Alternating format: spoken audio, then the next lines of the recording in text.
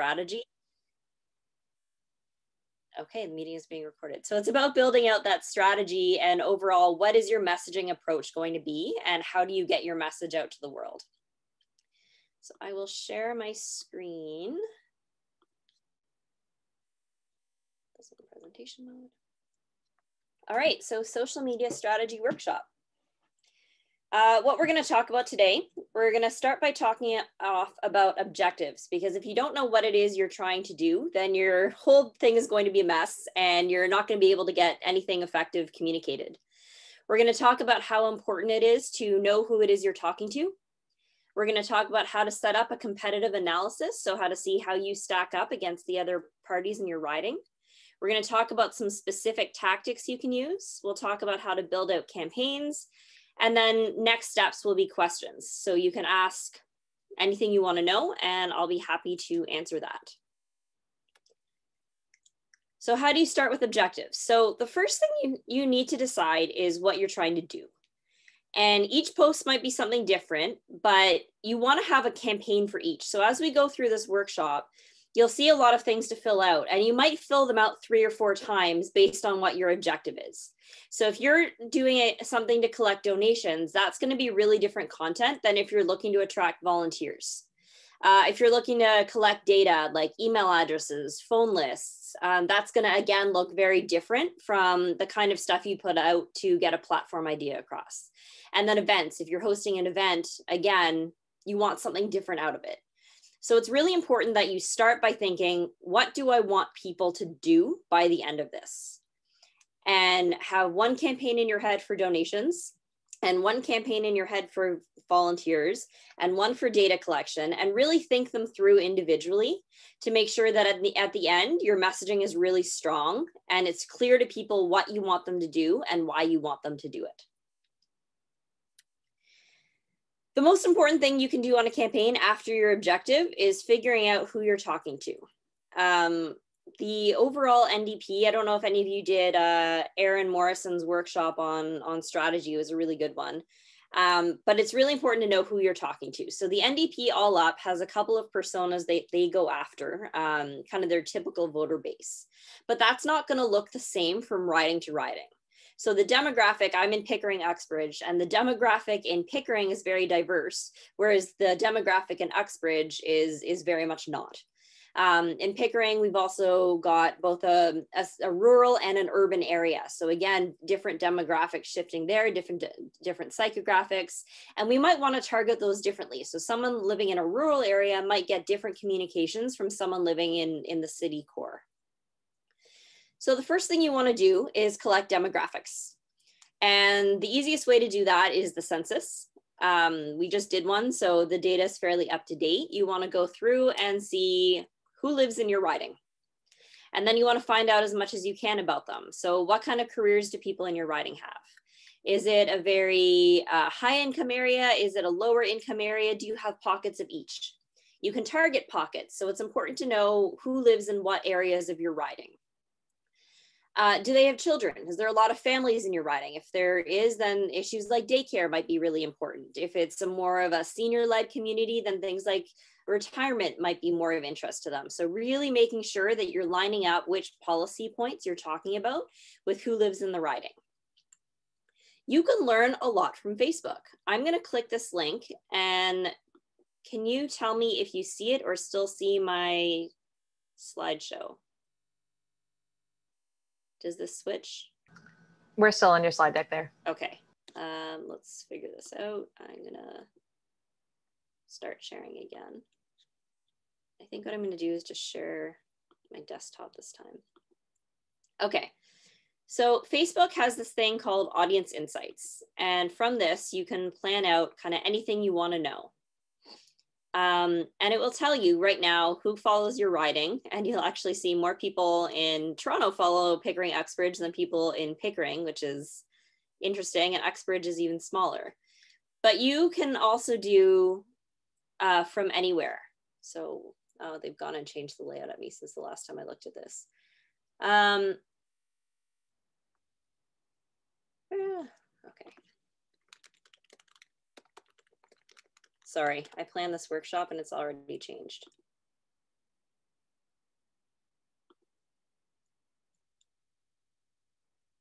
Okay. So from here, we're going to go to potential audience. It's not letting me click. And it will show you how many people you can target with an ad. And you can start to see people who like our writing follow things like Tasty. So they're interested in food. They like Tim Hortons. So you can see more budget-friendly coffee. They're not into Starbucks. They're not into fancy stuff. They like the basics. They tend to use the Facebook app. They follow Justin Trudeau. That doesn't mean they like him, but they follow him. They're paying attention to what he's saying. And it's important to know if people in your writing are very much engaged in politics. They like comedians. They play games. They lean towards rap music. So you can learn a lot of things about kind of who's in your writing from Facebook. And lastly, the most important question to ask is, why don't they vote NDP? So this is something that you can learn on the phones. This is something that you can learn at the doors. This is something you can learn when you stand in a public place and ask people as they go by. But it's a really, really important thing to know what the barrier is that's stopping people from voting NDP in your riding. Because if it's people don't believe in the policies, then you can address that one way. But if it's, we don't think they can win, so we're voting Liberals to keep out the Conservatives, that's again an entirely different messaging strategy and gives you something different that you need to think through and address in your communications. So ultimately, you want to know who lives in your riding. You want to decide what it is you want them to do. And you have to pick one. You can't pick all of those, but then you can do a separate strategy for each one. And then how can we do it? So what's the one thing we need to tell people to convince them to do something? So if you want them to vote NDP, you can't give them a page of policy platforms. You have to give them one thing at a time. So if you know there's one issue that's a hot button issue in your riding, that's how you go after them. We want them to vote NDP because the NDP will do X, Y, Z, which is making everyone crazy right now. We want people to volunteer for the NDP because it will help us recruit the people to get the vote out to stop this issue in the riding. So you really need to be really, really concise and make sure there's only one thing you're telling them at a time and be really clear. And if anyone has to click see more on your Facebook post, they're probably not going to do it. So you want to keep your words as short as possible, messaging nice and tight, and everything kind of falls together in one place. So you can break down what's blocking them. So this is what we call a consumer journey. And the first thing is notice. So people are starting to notice that an election is coming up. It's not so much noticing the NDP, but they notice that there is an election coming up. So the first thing you want to do is identify the behavior. So what are people doing? Do they care that there's an election? Are they engaged? Are they talking politics? Or do you have to tell them there's an election happening? You know, I was volunteering on the last federal campaign, and it was amazing to me how many doors we knocked for get out the vote the day of the election. And people are like, oh, that's today? Oh, I'd forgotten about that. So what's the behavior that's happening in your riding starting Sunday when the election is called? Do people jump in? Do they start researching? Do they already have their minds fairly made up? What's happening? The next thing you want to do is figure out what we call triggers and barriers. So triggers are the reasons that people would vote for us, and barriers are the reasons people wouldn't vote for us. So in the notice phase, when they're just starting to realize there's an election, what makes them jump to the NDP and what makes them a bit more hesitant to think about us? Touch points are your channels. So are you going to use Facebook to address this? Is Instagram a place? Do you want to hop on TikTok? What's your touch points? So if you notice that a lot of the triggers happen in people who are younger, then you might want to go on something like TikTok, which is what Jagmeet's been doing really successfully. If you live in a riding, again, with more senior citizens, a barrier could be TikTok, they're not on it. So you might want to default to Facebook, which is a little bit more in touch with where they are. And the last thing is identify our job. So when people first realize there's an election, how do we get to them quickly? And what's our job to do when we get there? The next, you move over to investigate. And that's when people know there's an election and are starting to look into parties. They're starting to look into the platforms. Typically, people who are politically engaged do that. Even if they have a party that they generally vote for, they still like to be well informed. And for people who are not very politically engaged, you may have to push that a little bit. So again, what's the behavior? For the politically engaged people, Are they only looking at the platform for their party of choice, or are they really assessing all of them? And then when you get into triggers and barriers, a trigger could be that they looked at our policies and saw something interesting. And a barrier could be that they're not really looking at anything outside their party. Again, what touch points are you going to use? What channels are you going to act in there? And what's our job? And really, for an investigate stage, our job is to make people look at the platform. That's all we want to do from investigate. We want to get them there so they can start learning what we're all about. And that drives us to consider. That's when we want people to not just know what we're about, but think about voting for us. So again, what's the behavior? Are they thinking about voting for us? Are they firmly in the Liberal camp? And the people we really want are those on the fence who aren't sure if they want to vote for us or not. And that's the consideration phase where they're thinking, but they haven't made up their mind. So again, a trigger could be something interesting in the policy. A barrier could be that they're not sold on the policy. In Ontario, it's, you know, they want to talk about Bob Rae, who went Liberal, but nobody ever seems to think about that. What's the reason that people aren't thinking about us when they think about parties to vote for? And we know there's a lot of people who, you know, they want to vote Liberal to get rid of the Conservatives, and then they want to vote Conservative to get rid of the Liberals, and we end up in this weird cycle. So what do we need to do to get NDP in their brains as a valid party to vote for? And get rid of that mindset of strategic voting where the only way to stop the Conservatives is to vote Liberal. We really want to break through that mindset and get them thinking about NDP. So again, what are those triggers and barriers? And they're going to be different from riding to riding. And again, the only way you're going to really know this is from people who have a lot of experience on the campaign trail or that canvas. Next, you move on to recommend. So what does it take to get people to suggest NDP to their family and friends? Again, if they're politically engaged, a lot of people probably already know what party they support. I'm sure all of us share on our personal Facebook things that the NDP are doing. But how do we get other people to do that too? Not people like us who are so entrenched in the party. How do we get people to share our content? How do we get people to say, hey, this is interesting, you should pay attention to this group? And lastly, of course, is vote, which ultimately is what we're all after. So what is the behavior in your riding? Do you live in a riding that always votes Conservative time and time again? And what are the reasons for that? What are those triggers that make them vote Conservative? What are those barriers that are stopping them from voting for us? And how can we start to shift that? And you're only going to start to shift that at the vote stage if you've gone through the notice, investigate, and consider. So it's really important that you're tackling all these pillars and you're not just going straight for the vote without getting people knowing what the party's all about, without showing those platform points, without starting to change behavior at the door. It's really important that you address everything before moving to a get out the vote strategy so that you've been in people's heads and they've already been thinking about you for a while before it's time to make that decision at the ballot box.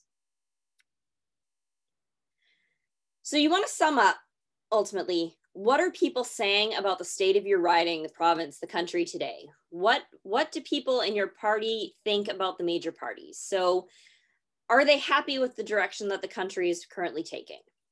Do they think Trudeau is doing a good job? Are they happy with his handling of the pandemic? Are they anti-maskers? Are they thinking he hasn't gone far enough? How do they feel? What's going on? Take a pulse of your riding. And not just the issues, but also what they're saying about the major parties, and then line that up. How do the issues line up with their opinions on the party? We find a lot of times people are very progressive in their ideas of how they think things should work, but they still vote Liberal.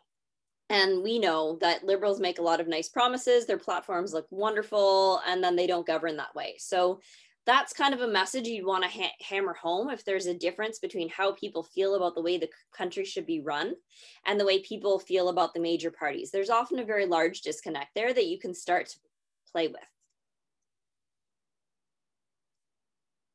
So then we jump into a bit of a competitive analysis. And what that means is you have to really dig into what the competition is doing. So you can only set yourself up for success if you know what other people are doing. So are the Liberals doing a great job in your riding? Are the Conservatives doing a great job in your riding? Do they have an active riding association? Do they have a really strong campaign manager? What's going on? for example, in the last election, we ran a candidate that we had 4 weeks out from the election on $5,000.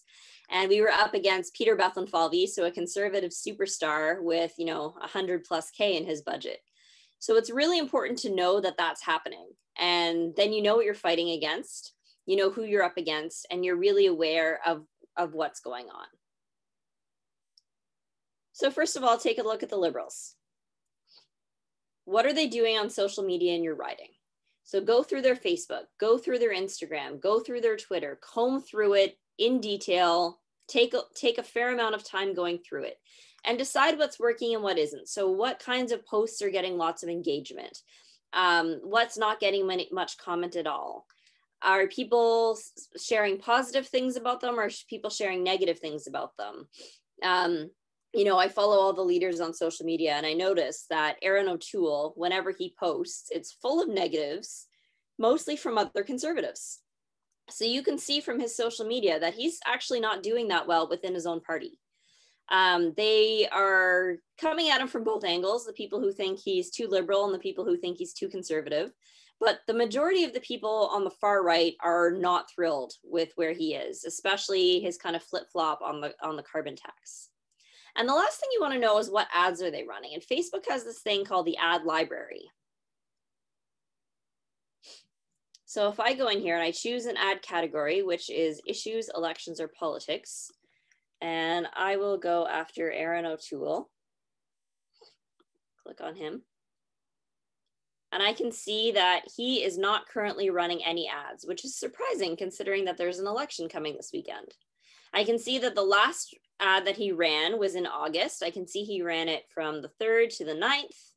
I can see what it was that he ran. So he did a bilingual post. It was an attack post against Trudeau, calling it the pandemic a window of opportunity and seeing what that means. It was a video. I can see how much he spent on it. It was a pretty low budget, all things considered, about $3K, which, would be a lot for a local election, but is not huge for, a national party, and that he reached about 1 million people.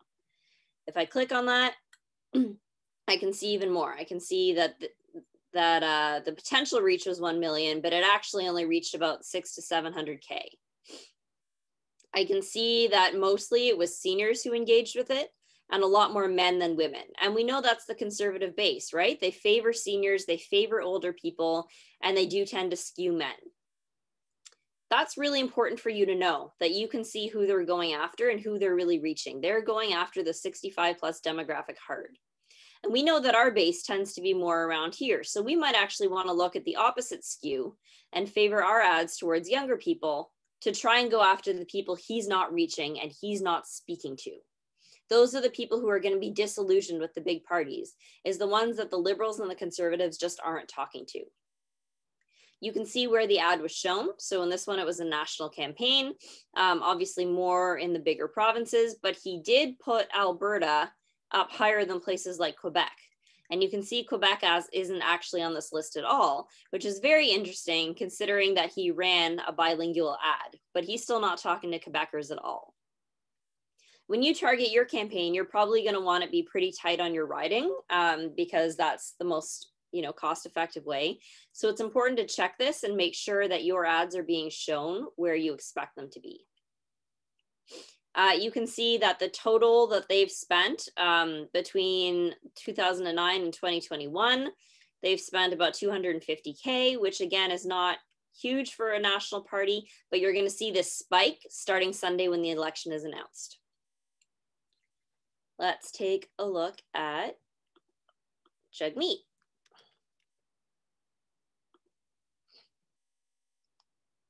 He's got a bunch of ads and they're running right now. So he's talking again about major policy points. You can see this one is about adding your name. So it's a data capture. So what he's trying to do there is get as many people to fill out their email addresses or their phone numbers so that when it's campaign time, he has a way to contact them.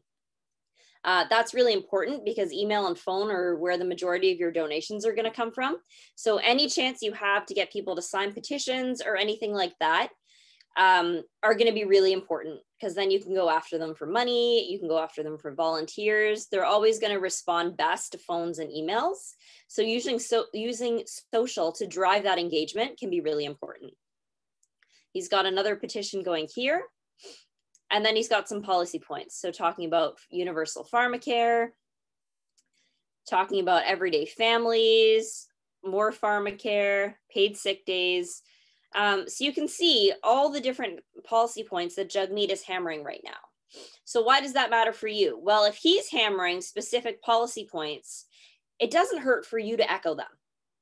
Right now, it seems like he's running ads on almost every issue, but he's targeting them to different places. So when you go through the summary details, you can look again and see where things are being targeted. And if there's something that's going really big in Ontario and you live in Ontario, or something that's really big in Alberta and you live in Alberta, it might make sense to start focusing some of your communications on the same things that the party is driving, because that way you're lining up with the narrative that's coming at you from the larger party, and people are paying attention to that. And they're saying, oh yeah, I heard about that. That makes sense. And you can also see what's run in the past. Go back to here.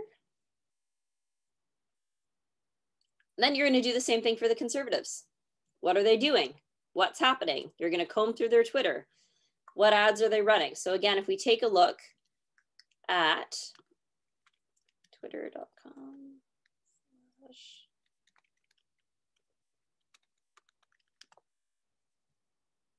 We take a look at Aaron O'Toole again, you can comb through things and see, okay, this post, how much engagement did it get? And how does that compare to this post? How much engagement did it get? Well, this one got a lot more, so that's interesting. So video is doing better than the text-based ones. What's going here? He's got a meme. So you can see he's planning with different types of content. So he's got text-based, he's got video, and he's got still images. And he's using all three of them to kind of hammer his message home. He's got French. And then you can do this, of course, with candidates in your riding. So for me, that would be Jennifer O'Connell, Jacob Mantle, and take a look at what they're doing. So it's not always just about the big leader, it's about the people in your riding, but I don't know who's running in your riding. So I am showing the big parties. And then after that, we're gonna look at the Green Party. We all know they're a disaster right now. They're probably not going to pick up a lot of seats from them, but it's still important to know what they're doing. So make sure you're filling this out as well. People's Party is interesting because they didn't get any seats last time, but they are planning to run again. They are planning to do things. So I've got them in this deck. They ran a decent candidate in my riding last time, a former Conservative MP. So the People's Party was worth paying attention to. But you might want to swap this out if there's another party that makes more sense for your riding. PPC may be relevant, maybe not. You don't necessarily have to fill it out if it doesn't make sense for where you are. And then you want to see how you compare. So are we posting as frequently as our competition? You don't want to spam people, of course, but you want to make sure you've got content coming out regularly. And if the Liberal candidate in your riding is posting 6 times a day and you're only posting once, you want to get a sense from their page as whether they're bugging people with too much content or people are really consuming it. And then you get some learnings for yourself about how often you should be posting. How does our engagement rate line up? So when we post something, are we getting a lot of people commenting on it, liking it, sharing it? And then take a look at your Conservative candidate. When they post something, are people commenting? Are they sharing? Are they liking it? And these are all things that's important to know, because if you notice that the Conservative candidate is getting a ton more engagement, look at their content. What is it that they're building that's resonating with people? Are they sharing videos of the candidate talking? Are they sharing memes? Are they sharing endorsements? What is it that they're posting that's so interesting to people? On the other hand, if their engagement rate is really low, you can look at it from the reverse. What are they doing that's going wrong? What are we doing that's better? And really identifying those things that are working for people versus those that they aren't. And lastly, who's getting more positive engagement? So I mentioned earlier that Aaron O'Toole, when he posts on Facebook, there's a lot of negative stuff that comes up. So that, again, is something that's worth knowing. So his party is unhappy with him. How do we play on that? What are the reasons that people are unhappy with him? And is it something that we can address? Now, if everyone's angry at him because he's enforcing masks, then not so much. If people are angry with him because he's anti-immigration, not so much. But if people are angry at him because of the carbon tax, then we can respond to that by sharing our much better way of treating the environment.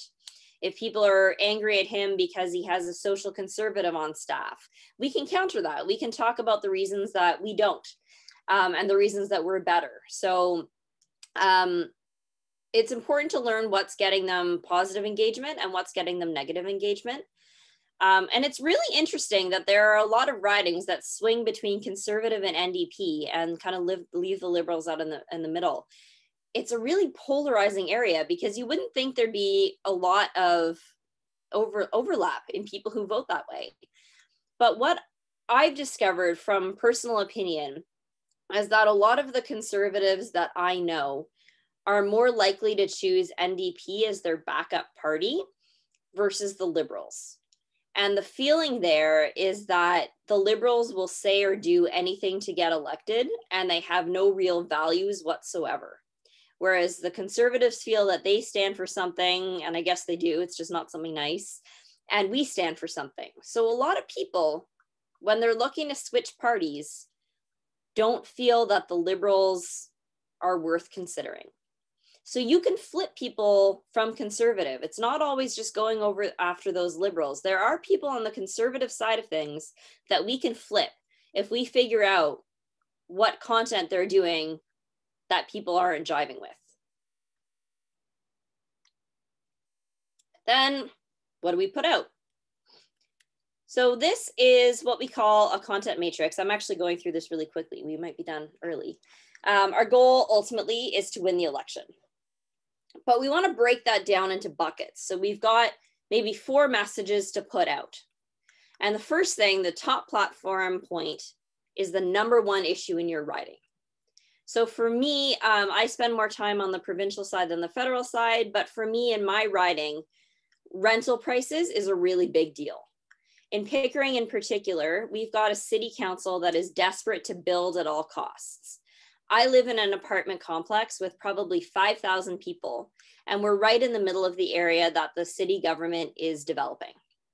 And they're putting in a downtown Pickering, and they're building a performing arts center, and they're building a main street, and they're building a new library and all these things. And so rents in my area are starting to come up, and they're getting close to Toronto's rents now. And I live in this apartment complex with about 5,000 people, and the rent here is really affordable. And our building landlords are going to chop all these buildings down and build new fancy ones to keep in line with what the downtown core of Pickering is going to look like. And they reassured us, everyone in our buildings will have first crack at the new apartments. No one's going to end up homeless.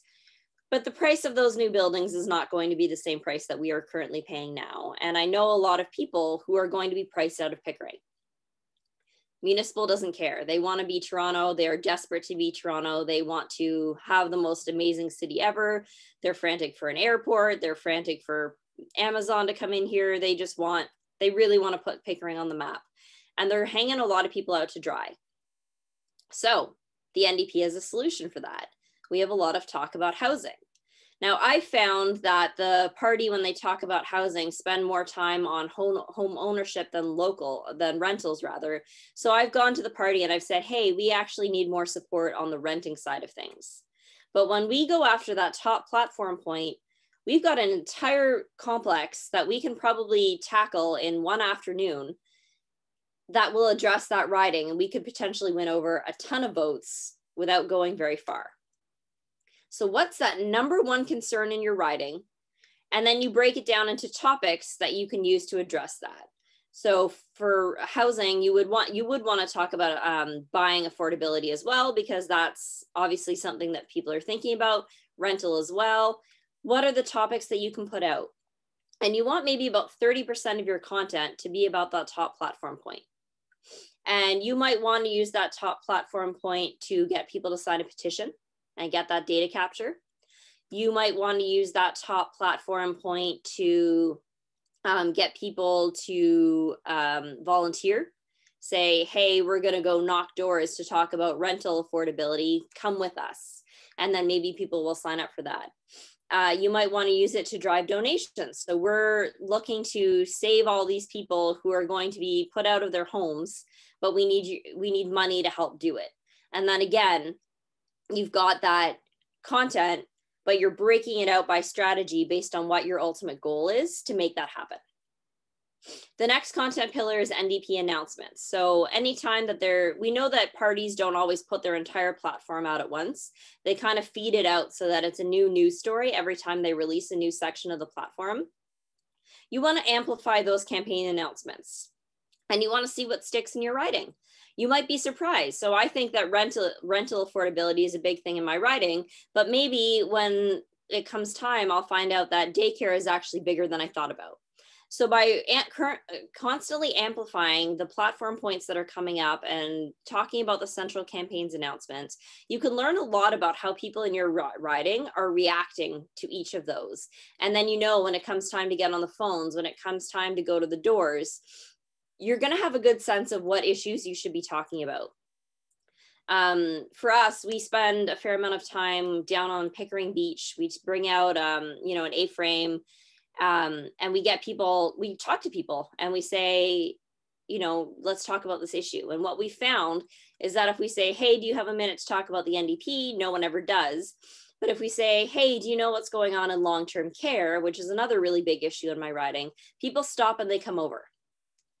But that's because we know that long-term care is a really big issue in our writing. So you want to make sure you find out by amplifying those central campaigns announcements, which ones are going to resonate most strongly with the people near you, so you know which ones to hammer home. You can spend another 30% of your content there. So you're spending an equal amount of time on everything as you are on the number one issue on your writing. You really, really, really want to hammer home that number one thing that will get people to swing your way. Of course, you want to introduce your candidate. So who's running? So do you have a candidate who has worked in labor for a really long time? Let's talk about that. Let's talk about what kinds of things they've done in labor, what unions they've worked for. Have they been part of any negotiating, any job actions? What have they done? Is it someone who's been an activist for most of their life? What issues have they been passionate about? Share lots of photos of them at rallies, photos of them at protests, talking about the issues that they've tackled, especially any success stories. So were they able to change the government's mind on anything? Were they able to impact policy decisions? What did they do that won? And really emphasize all the reasons that you chose this candidate to run in your riding. So what makes them really special to you? What makes them stand out if you had a contested nomination?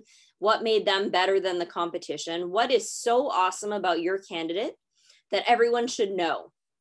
And get them out in front of people. I mean, the number one job of a candidate is to win those votes. And so they should be the ones on the phone, they should be the ones on the door, and they should be a huge focus on your social media, really introducing them to people, because there are still people who vote for who's going to be local in their riding. They want someone who's going to go to bat for them. They want someone who's going to really fight for them. And my story there, my MP is a Liberal, but I went to her a few years ago when I got laid off on maternity leave. And I said, we talk about protected leave, but I can be laid off on maternity leave, no problem, as long as it's not because I went on maternity leave. But I can't claim EI. I said, so, we should either force them to take us back for the required number of hours to claim EI, or we should let people who are laid off on maternity leave still claim EI. And my MP took this to the finance committee and sent me a video of the recording. That's really great way to get people to like you. Of course, nothing has changed in the EI system, which I've noticed. But someone who really takes the time to engage with the constituents and get to know them and be responsive is a big deal. The candidate we ran in the last election converted almost every single person she talked to a vote, because she was such a lovely person who was articulate and well-spoken and friendly, and everyone fell in love when they met her. The problem is that she would spend way too long talking to everybody. And since we only had 4 weeks with her, we weren't able to kind of do that at scale. But that's what social media is so great for. So how do you replicate that in-person experience and really start to build a relationship with the candidate? And a lot of this will also come through in community management and responding to posts. There's a good chance the person responding to posts on the candidate's page, not the candidate. But if it can still feel like the candidate's personality, it can still, you can really start to feel how this person will behave coming forward. That's a really powerful way to get people excited about the person and not just the party. And the last thing to focus on is a local issue. So in Pickering, Uxbridge, for us, for that, that's often a Pickering airport. It's on, there's a bunch of farmland up north that is owned by the federal government, and they have been leasing it to farmers for years and years and years, but they won't actually commit to not having an airport. And again, we've got a city council that's frantic to have an airport, but the federal government hasn't actually done anything on that. And our federal candidate from the last campaign has been really active in being anti-airport and very supportive of the farmers out there. So that for us was the local issue that we campaigned on in the last election. We talked about maintaining the quality of air here. We talked about carbon emissions and how having an airport was ultimately a really, really bad idea. And that can be about 10% of your content, talking about that local issue, because you won't really have anything to amplify. You won't have a party thing to go back on, but you should talk about how the NDP isn't just for the province, for the country, it's also for you and your city as well. And they can make a huge impact on your day-to-day life. And then we want to create a behavior change around the issues. So it's not enough to just say, I'm going to put out content, but it's what is this content going to do? So we look at a think, feel, do matrix for that. And the first thing is shifting their perception. So what do they think now? So how is my life? Ultimately, how do they feel right now? Is the government working for them? Is the government not working for them? How is their life appearing? And then we want them to think by the end of the federal election, the NDP is going to solve this real problem that's preventing me from enjoying my life. And we want to show them how their life will improve with an NDP government at the helm. And we want them to think that logically. Okay, here's why the NDP is going to help me have a better life. But people don't make most of their decisions logically. Most of it comes through emotional and gut feel. And that's when why you watch commercials, and they often play on your emotions and get you teary-eyed or get you laughing, because people will remember that and they react to that. So what are the things that they're getting frustrated about? What are they getting angry about? What's keeping them up at night? What's making them really unhappy? And then we want them to feel confident that an NDP government will take action to make them feel better, to bring back that happiness. So we want to move them away from frustrated and angry and towards feeling confident that there's a solution. And then lastly, the behavioral shift. So I vote for this party all the time, or I don't vote at all. And we want to go, we're going to have to go after those people very differently. People who vote Liberal get a different message from people who vote Conservative, who get a very different message from people who don't vote at all. But we want them ultimately to decide to take control of their life and vote NDP. And so you want to go through the logic, the gut emotion, and ultimately the behavior shift to change how they're leaning to ultimately vote NDP. What are some tactics you can use? This is probably what you came for. So the first thing you want to do is include a call to action. It is amazing how often people will do something just because you tell them to do it. Include your donate link, include volunteer sign up, include your email sign up, include your petition link. Whatever your goal is for that particular communication, make it really, really clear. It should be so obvious what you want people to do so that they will go ahead and do it. You can get a lot just by asking. So make it really clear and don't be afraid to go for the ask the same way you would on the phones. Look at your channels. So there's a variety of different channels. Facebook is still the biggest one. It's really that central hub for all of North America's social content. So it's really where you can reach people and engage them on a large scale. It's great for brand awareness. It's great for product awareness. It's great for engagement. That's what people are using it for. They're using it at a large scale. And people are on it. So even though we talk about the younger people having all jumped off Facebook and gone to TikTok, ultimately, almost 95% of them are still on there. And it's very close to the people in the 35 to 45-year-old demographic. Now, the younger ones are less active on there, but they are on there and you can still reach them. So don't rule out Facebook when you're targeting younger people. You want to use Facebook for short-term awareness boosts. But what's also interesting about Facebook is that it's the platform where people are most likely to share content that resonates. It's really easy to hit that share button in a way that you can't on, say, Instagram. But also, people laugh at memes, and it's something that's often shared there. And even more so than a retweet, Facebook is really where people share the content that they're enjoying online. So make your stuff fun. Post memes. Post things that get people laughing. Anything that will get people to share it with their network is positive and a huge win. And Facebook is a really good place to do that. YouTube is actually a search engine, and it's the second most popular search engine. I don't see a lot of local candidates spending time on YouTube, but it's not a bad idea to be there. So brands use it for product awareness, for brand awareness, but there's also a large education play there. It's where longer form content comes into play. So whereas on Facebook, you probably want to only spend about 6 to 10 seconds on a piece of content, YouTube can be a lot longer. You'll see the number of people on that platform are very similar to Facebook. They have similar amounts of people on there, very close actually. So you can really reach anyone. So you can, if you have the budget for it, you can do what we call pre-roll content, which is the ads that come before you watch videos. So the paid media. But brands also use it to inform people of how a product benefits them. So you can do longer form content here, talking about how the candidate will respond to various issues, how they talk about issues, and you can link it from other social media platforms. It really addresses that investigate and consideration moment that matters when we talked about earlier on the consumer journey. And it really brings people to educate them on how the NDP will work for them. For Instagram, we call it kind of a platform for unartists, and it's where people get inspired. So whether that's cooking, whether that's baking, whether that's fashion, people go there to be inspired. And so we want to get people excited and inspired about politics.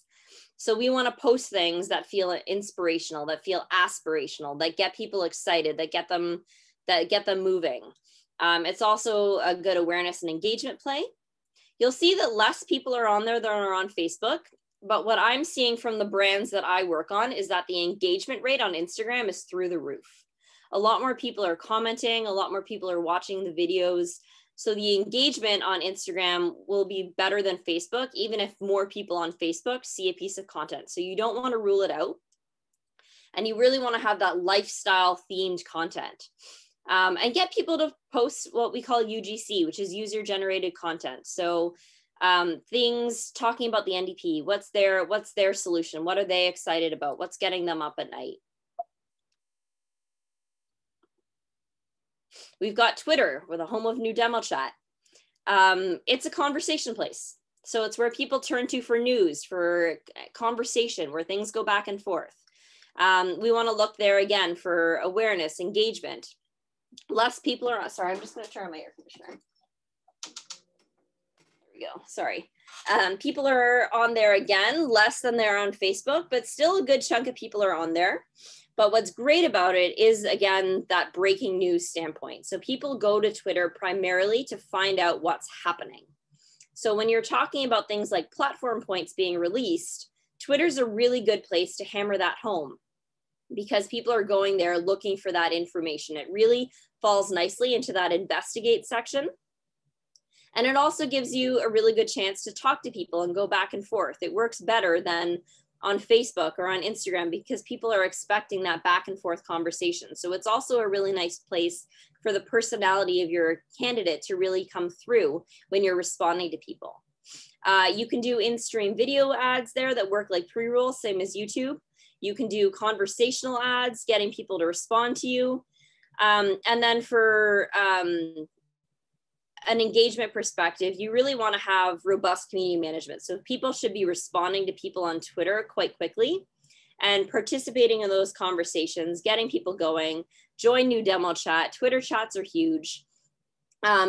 Hashtag CanPoly, hashtag CDNPoly. Again, great places to be. Again, posting things to that hashtag, as well as responding to other people and trying to really get that back and forth going to get yourself noticed and hopefully get people sharing your responses. Snapchat is still the most popular channel with youth, even though it's starting to lose some of its shine to TikTok. They consider themselves a camera app. And people are really invited to share that mixed media. So the photo alongside the stickers and the drawings and everything else that you put on it, and engage with their friends, influencers, and communities. It's a great place for engagement. And you can see again that there's a lot of young people on the platform, but it does drop off as people get older. So you'd want to have content that really goes out to younger people on that platform. When you use it, you want to use it the way the platform is designed. So you should have that mixed media promoted stories going out as well. Again, I've got things on here from an advertising perspective. Just stick to content if you don't have a large advertising budget. But Snapchat is a great place to place ads.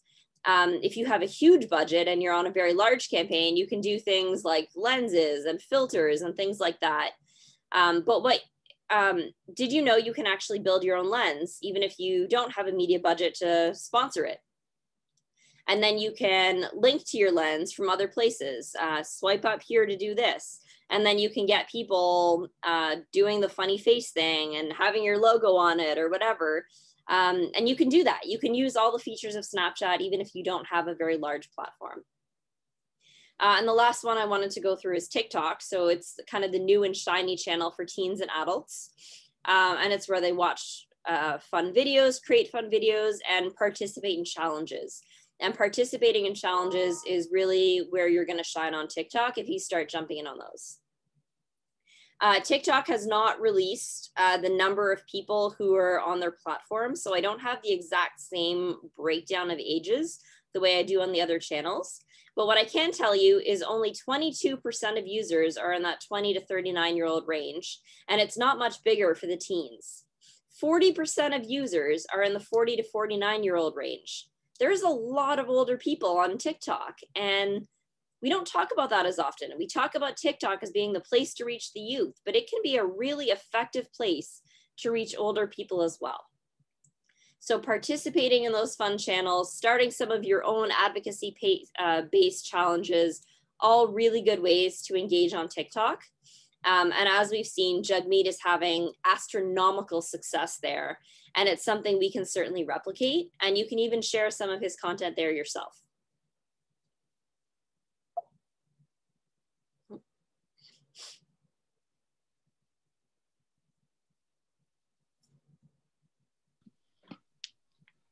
So I've just thrown a poll up if you guys want to take a couple seconds. I'm curious to see where you're all at. I had other, so as the presentation went on, I of course had to add Snapchat and YouTube because I am learning as we go along. YouTube is underrated by local campaigns. Well, I dropped our YouTube link in the chat there. We only have one video now, but we will post this recording there later, and the tools that we create will keep going there. But it's curious. Yeah, most folks here are on Facebook. I'm going to end the poll so you guys can see. Most people have voted, so let's just take a look. I'm a Facebook person myself. I tend to like words more so than videos. And when I post on social media, when I go on social media, I always have sound off. So things like stories, things like Snapchat, things like Twitter, or sorry, not Twitter, TikTok, don't necessarily speak to me because that's not how I use the channel. But that's why it's so important to communicate across all these channels so that you reach the people like me who are sound off in words, as well as the people who are more visual and verbal, who need that sound on, who need the music, who need to hear what's going on. It's important to go both places because you reach very different people in any of those spaces and across any channel.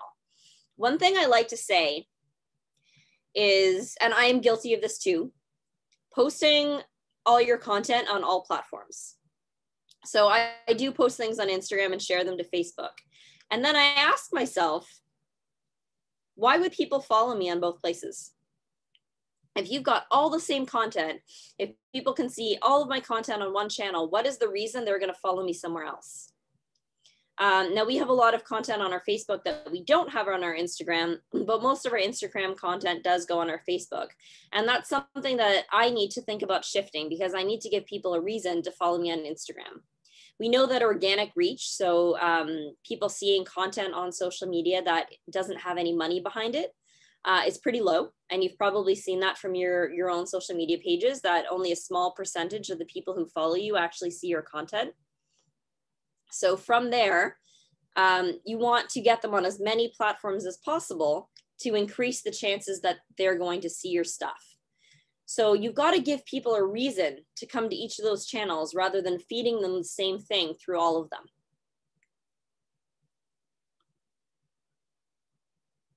Really good thing for targeting. So when you're doing paid media, you can target ads by postal code. So if you go through the map of what polls swung NDP or came close in the last election, you can focus a good chunk of your effort there. And now you're not looking at spending money on the entire riding. You can focus your effort on those local polls that you think you can win. And then you can look at that area and say, okay, this poll, what's going to be the local issue that's going to be the strongest for these people? What's that #1 platform point that's going to impact this postal code? And then you post an ad about that. This is very time consuming, but really cost-effective way to maximize your budget and get the right content in front of the right people. This is one of the things that Trump did to get elected. He went after poll by poll. He went after neighborhood by neighborhood. He had something like 3 million pieces of content in market at a time to make sure he got the exact right piece of content in front of every person. He hired Cambridge Analytica for that, turned into a whole scandal. You're now not allowed to do 3/4 of the things that the Trump campaign did, but you can still do this micro-targeting and focus postal code by postal code. What's the right issue to promote here? And go after the ones that are going to get you the most votes. Retargeting. So if you have a website, which you should with a candidate, if you put a little bit of code, it'll help people see ads all over the internet. This isn't really social media, but it's a good thing to think about. Have content follow them. Get them seeing ads all over the place. So if you look up retargeting code, then you can make that happen. Retargeting and lookalike audiences. So Facebook can help you find audiences who are similar to people who have visited your website. So this piece of code is called a pixel. And you can get your pixel from Facebook, install it on your website, then they'll see the ads all over the internet. But you can also get demographic information from the people who visited your website. Because again, you know the demographics for your whole riding, but is that the same as the people who are visiting your website? Now, Facebook can not just target the people who visited your website, but target anyone similar to them. So people who are similar from a demographic perspective, from a psychographic perspective, people who comment on the same brands, people who share similar things. Facebook is a creepy place. People in the same location, because obviously you want to keep your content localized to your riding. Facebook can find a whole bunch of people who are similar to the people visiting your website. So again, it's a really cost-effective way to make sure that you're getting the right content in front of the right people, because you don't want to chase after random people with your media budget who are never going to vote for you. You want to make sure you're doing your best to go after the votes you can win and spending money in the right places. And doing a lookalike audience from Facebook can be a really good way to do that. You want to make sure you're not just posting organically. As I mentioned before, the reach on that can be pretty low. So especially during the campaign period, you want to make sure that you have some spend there. So again, I've shown some of Jagmeet's stuff there. You want to run about 4 to 8 posts at a time. Vary the content based on your pillars and get very tight on targeting. So when we took a look at Jagmeet's ads earlier, what you could see was that he had a lot in market. And then he's been targeting those to different areas. But what's also cool is that if you put 4 to 8 posts in one campaign and run them all at once, Facebook will actually optimize based on which are performing the best. So if you post 8 issues and Facebook says, this is the issue that keeps coming up, they'll show that ad to more people. And if an issue is not performing very well, they'll show that to less people. So they'll actually amplify the messages that are working, which not only, again, gets you the best boost for your spend, but can also be really impactful information for you to have about what's resonating with people for, again, when you make those phone calls or go knock doors. Instagram. So it's all about aspirational beauty. What I'm finding, and this slide I added today because I got an email from the provincial party about a social media toolkit. So they provide us all kinds of stuff for social media, but people can get all that stuff by following the party.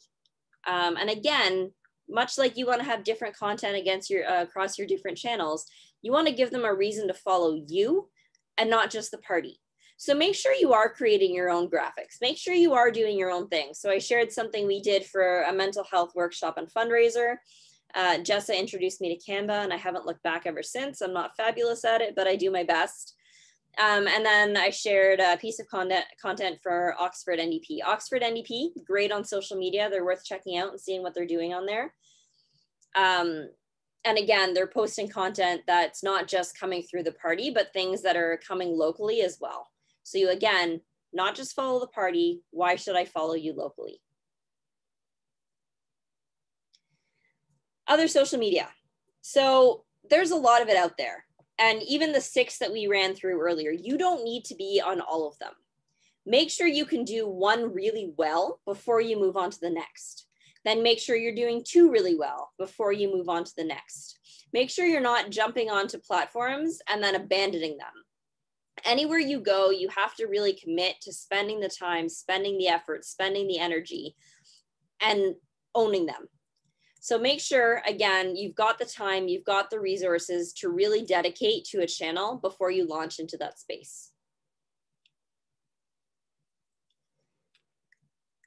And link CRM with social media. So CRM is email. So we talked earlier about using Facebook and social media to drive email signups through those petitions, through things like that where you capture email. But you can also take the email addresses from your email list and you can upload them to Facebook and you can target ads to the people on your email list. Now, Facebook won't show you the profiles of the people. You never get to see what people are posting on social media. But as long as you've got more than 100 people on your email list, you can target them on social media as well. So again, these are people who are likely voters. So you don't necessarily want to target them with a vote for the NDP message, but you might want to target them for a fundraising message. You might want to target them with a volunteer message. Day before the election, because you can't do any promoted posts the day of the election, but the day before the election, you might want to do some get out the vote messaging to your email list to, again, make sure you're really hammering home whatever issue you need to have hammered with the people who are most likely to take the action that you want them to take. And that's all I have for today. So I'm going to turn it over to you for questions. I had one. I am helping out with my mom's campaign, who's running in Toronto, St. Paul's. She is older and she's not really on TikTok or anything like that. Any perspective on, like the influencer approach to campaigning in terms of social media? Awesome. Influencers are great if you choose the right ones. So what I often talk about is that going after the same pretty fitness models as everyone else is not necessarily the most effective use. So you want to go after people who are influential in the specific thing that you need them to be influential in. So you want to look for someone in St. Paul's who is a particularly strong influencer in that neighborhood. It's great if you have them on Instagram, even better if they can go knock doors with you. Awesome, thank you. Hi, Emma. I've got a question that came up in the chat earlier on. So it was back when we had the Facebook data analysis. You were going over Aaron O'Toole and the other leaders there. Sorry, I can't see the chat. I can't actually see the chat when I'm screen recording. Yeah, no, that's okay. I'm going to read it for you now. It's from Richard. So Richard was asking, how can we follow along in these data pages using our own Facebook accounts? Follow along in which data pages? Sorry. You were looking at the data for the ads on Aaron O'Toole, that Aaron O'Toole was running, that Jagmeet was running. So you just need to type in the name of the page. You can see ads from anyone, anywhere. If you want to see what a brand is doing, you can look it up. If you want to see what a celebrity is doing, you can look it up. All you need to do is type in the name of the page.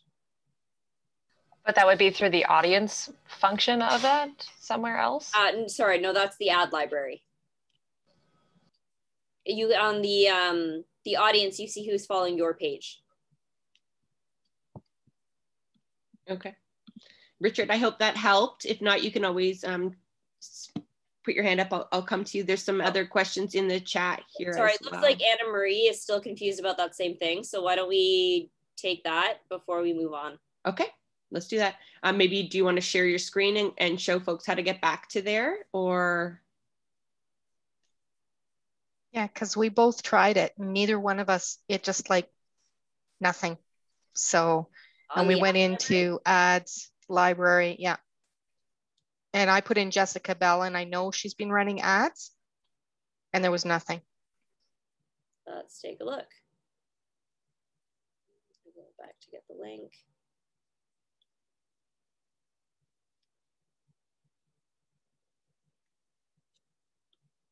Okay, share my screen again.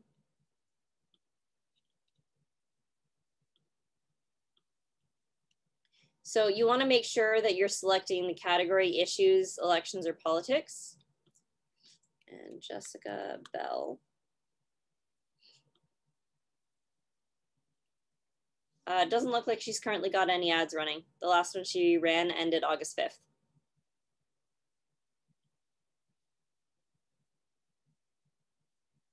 Is this what you were seeing earlier?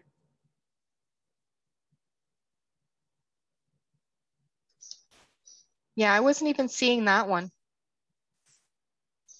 Wasn't seeing any of this. It was blank. Okay. Let me. Is there something you have to do, like register in some particular way or separately from your regular account? Nope. Anyone should be able to go in there and see something. Let me grab the exact link. And I'll put that in the chat.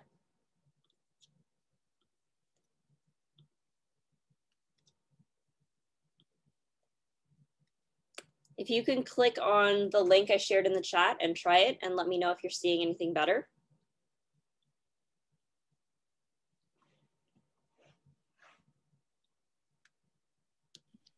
Maybe while folks are trying out that link and troubleshooting a little bit, we can go to another question. Felicia's Samuels typed a question in the chat. She'd like to know if we can speak about how we go about buying ads on Facebook. She tried to buy an ad to promote a town hall with Andrea Horwath and Facebook denied the request. Yes, this is good fun. So in order to put ads on Facebook and Instagram, you have to be approved to do so. So the first thing you need to do is be approved as a person, and that means actually sending your ID to Facebook. They need to validate that you are a real person, you are not a Russian bot. So some people are comfortable sending their ID and some people are not, and then it tends to take a while. The next thing you do is you have to get once that's done, you have to get your page approved to post ads about social content. So I'm going to share that link as well.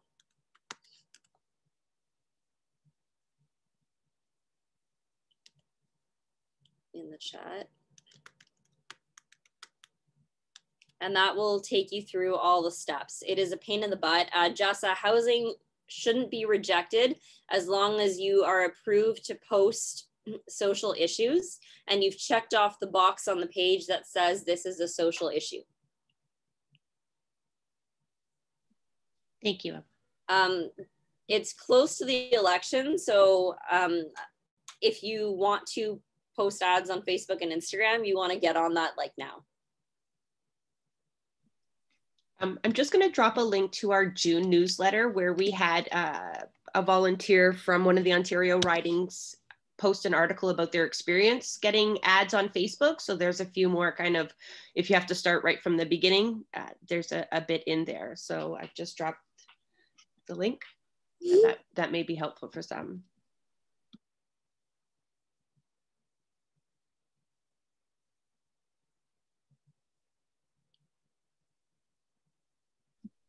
I had a question that I wrote down. If you could maybe show us, you talked about retargeting and how we could get a pixel. Yeah. And I'm wondering if you can maybe demonstrate that. It's not something that I can demonstrate because we don't have a website. But what I can do is, again, I can drop in the chat instructions for how to set that up. Tisk, Emma. No website. I'm telling Tim. I got an email from someone about this old WordPress we have being like, you've got the wrong donate link. And I was like, oh man, I got to update that website. Have a website. Don't be like me. So does anybody else have any questions? If I missed your question in the chat earlier, just maybe unmute yourself. We're family now. Just unmute yourself and shout it out. There's nobody waiting. Not a question. I know in the last federal election, Trudeau went after Ford in many respects. And maybe I think we should do as well, because a lot of the problems in local ridings is Ford. And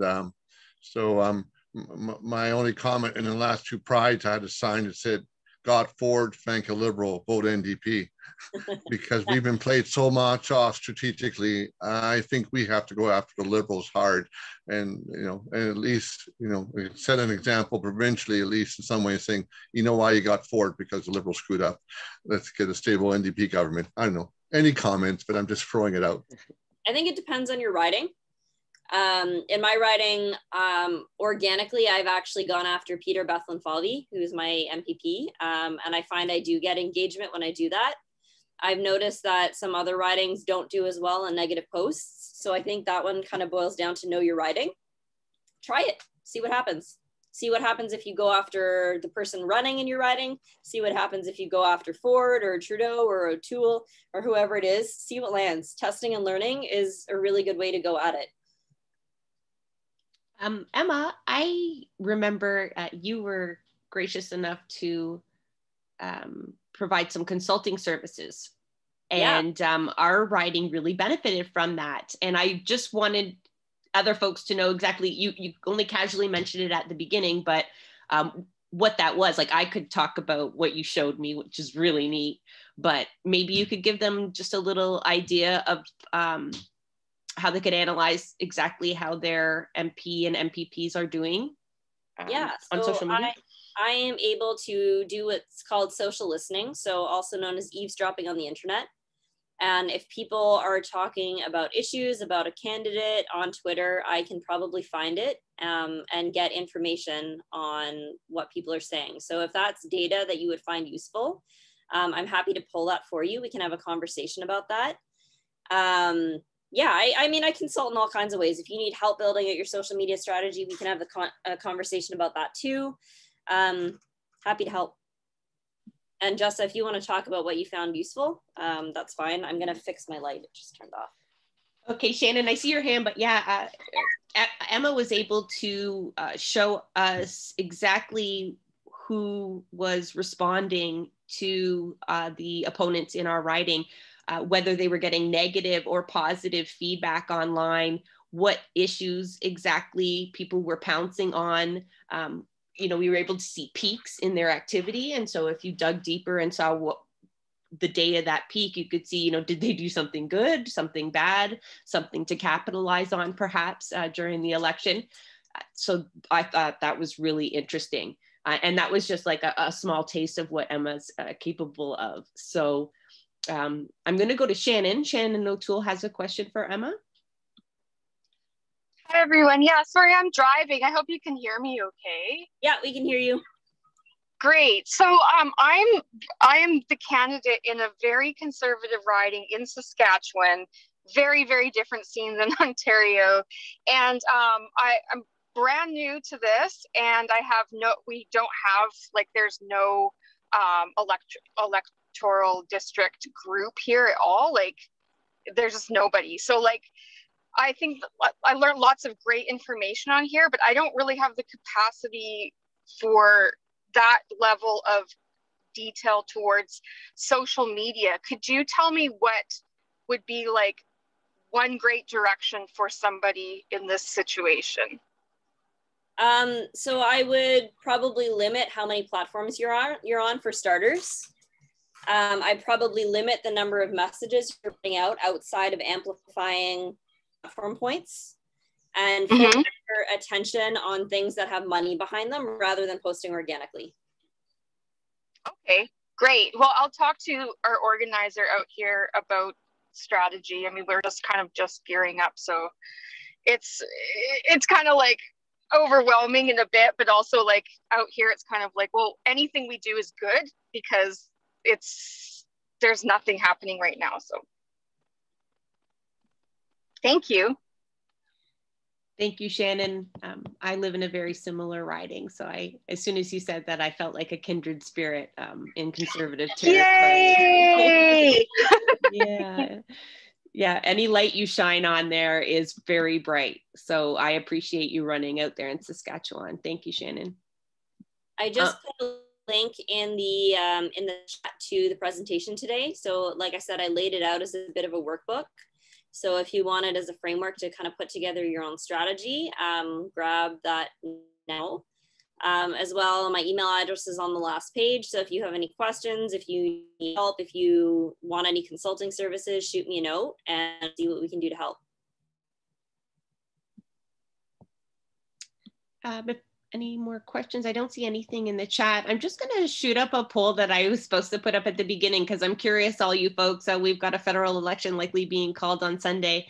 And how are you all feeling about that before we go off for the evening? Just briefly, are you pumped, totally indifferent, or maybe shocked? I guess nervous, unprepared, less so since Emma has given you a social media strategy. And how prepared are you?